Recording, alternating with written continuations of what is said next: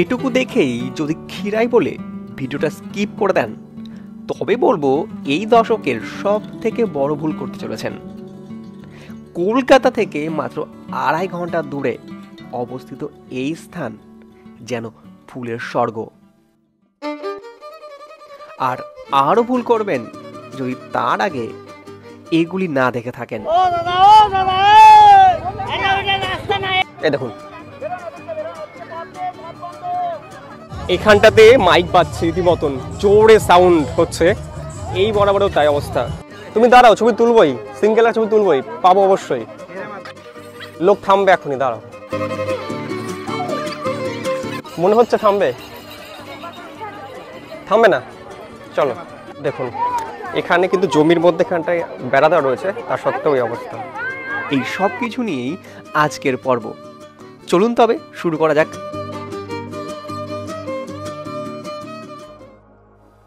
অবশেষে একটা ছুটির দিনটা কাজে লাগিয়ে বিকেলে পিচের রাস্তা ছেড়ে নামলাম মাঠের রাস্তাতে।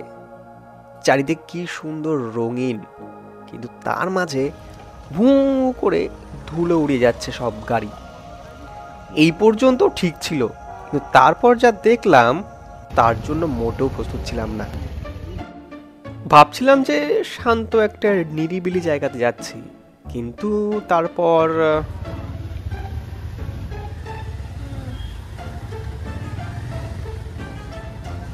গ্রামের যতটা ভেতরে প্রবেশ করলাম তারপর থেকে দেখলাম গ্রামের সকলে মিলে মেলার মতন করে ফুলের দোকান নিয়ে বসেছে, সঙ্গে কয়েকটা বাড়িতে রয়েছে অস্থায়ী সাইকেল গ্যারাজও। রিভিউ নেই, কেমন লাগছে আপনার ম্যাডাম? ফুল দেখতে এসেছিলাম, এদিকে এত ভিড় এক্সপেক্ট করি। এখানটাতে মাইক বাজছে রীতিমতন, জোরে সাউন্ড হচ্ছে, এই বরাবরও তাই অবস্থা। এটা 50 বলছো? এটা 50 এর 70। এটা কত রাখা যাবে? এটা হ্যাঁ, এটা 50 টাকা 70 রাখা যাবে কত? এই একই দাম, 30 টাকা নাও, একই দাম। তা দাও দাও। এটা নিলাম 50 টাকা করে। এখানে কিন্তু অস্থায়ী কিছু চা বিস্কুট ঘুগনির দোকানও বসেছে, ওখানে ফুচকা। কতদিন এগুলো? আর এখানে ফুচকাও বিক্রি হচ্ছে, পুরো মেলার মতন বসে গেছে। আর এখানে কিন্তু খেজুরের গুঁড়ো বিক্রি হচ্ছে। কত করে কাকু? 200। আচ্ছা, 200 টাকা করে কিলো।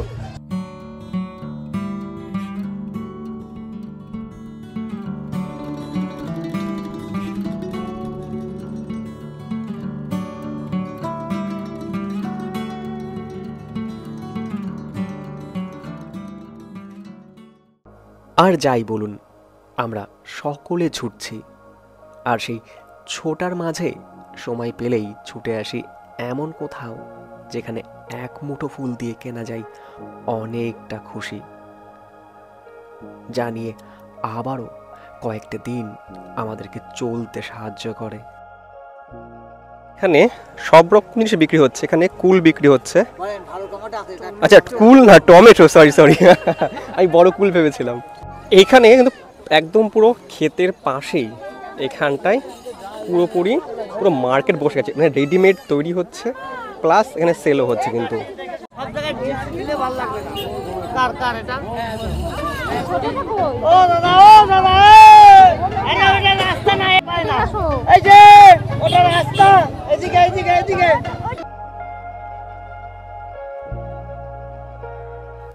একটা ফুলের মুকুট বানিয়ে সেটাকে কত সুন্দরভাবে আবার পরিয়ে দিচ্ছে।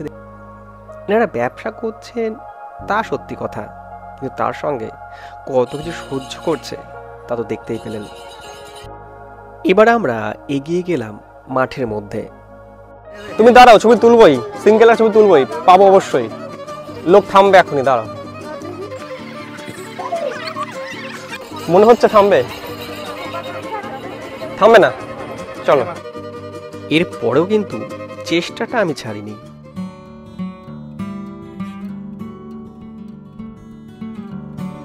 আমরা এগিয়ে যাচ্ছি এবার যে গ্রিন হাউসটা রয়েছে তার দিকে। আর এই মুহূর্তে আকাশের যা রং, আমার মনে হয় না আমাকে আর বর্ণনা করার দরকার আছে। সত্যি কথা বলতে কি, আমি ফুলের বিষয়ে অতটা মানে এক্সপার্ট নই, বা আমি বাড়িতে গার্ডেনিং করি, আর জন্য আমার অত ফুলের নাম সর্ব আইডিয়া নেই। তবে আপনারা কিন্তু আমাকে শেখাতেই পারেন যে এগুলো কোন কোন ফুল ফুটে রয়েছে।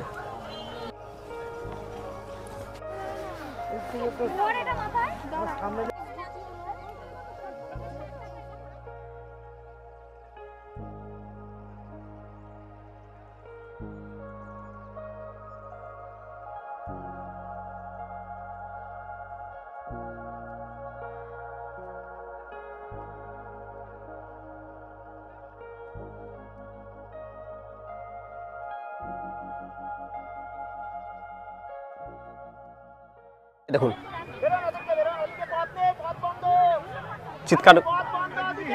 চিৎকার করছে যেন না ঢোকে, আর ওখানটা কিন্তু লোকজন ঢুকে যাচ্ছে। আগে অনেক রিলসে দেখেছি, এবার মানে নিজে দেখছি। এবার বলে রাখি আপনারা এখানে কিভাবে আসবেন।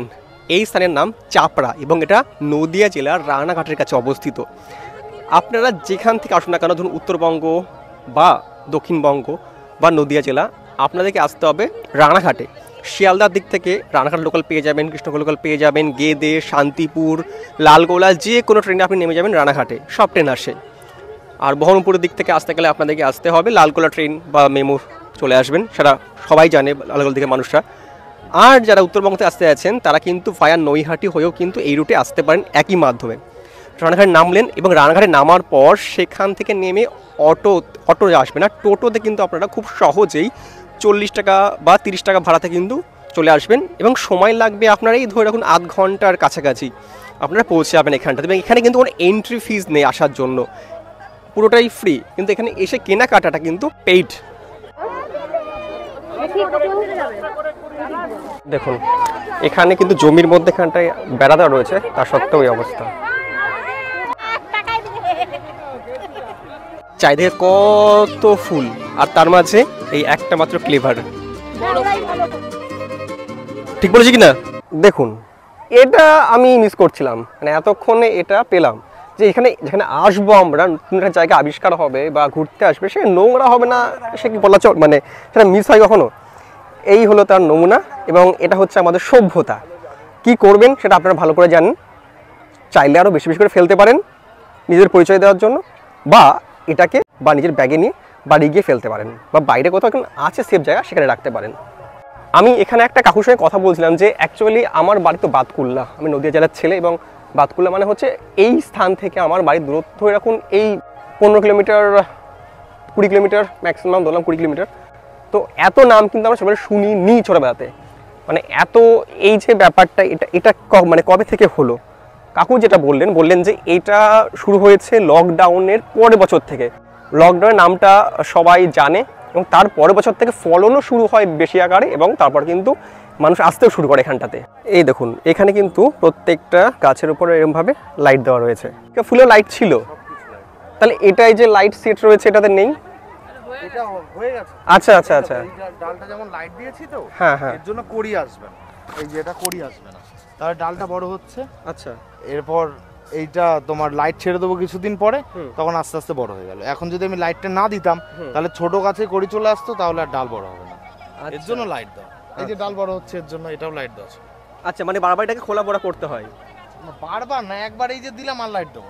আচ্ছা, এই যে আর মোটামুটি 3 দিন পারমিশন করানো আছে, 3 দিন লাইট খাও। আচ্ছা, থ্যাংক ইউ দাদা।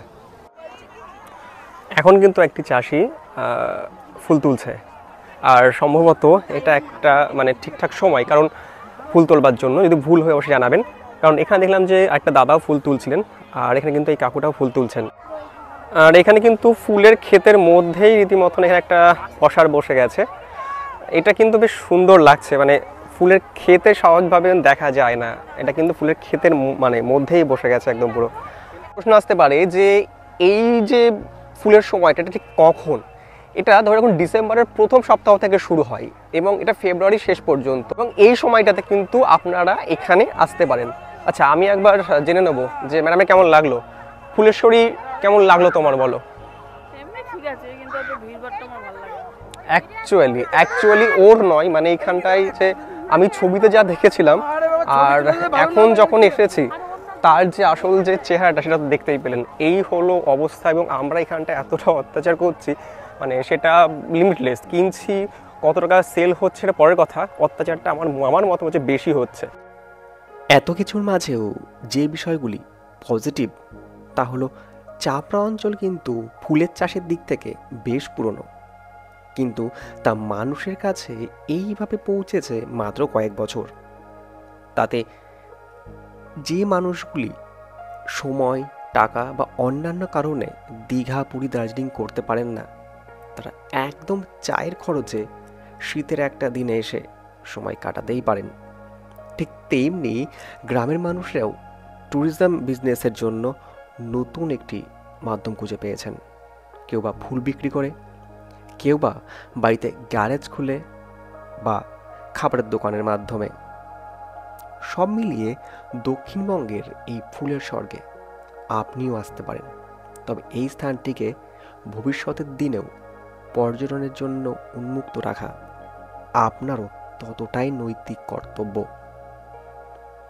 সবশেষে ভিডিওটা কেমন লাগলো তা কিন্তু জানাতে ভুলবেন না।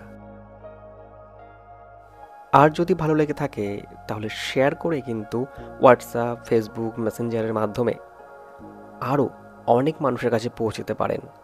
বিশেষ করে চাপড়াবাসী আপনারা কিন্তু আপনার এলাকাকে আরও প্রমোট করতে পারেন এইভাবে।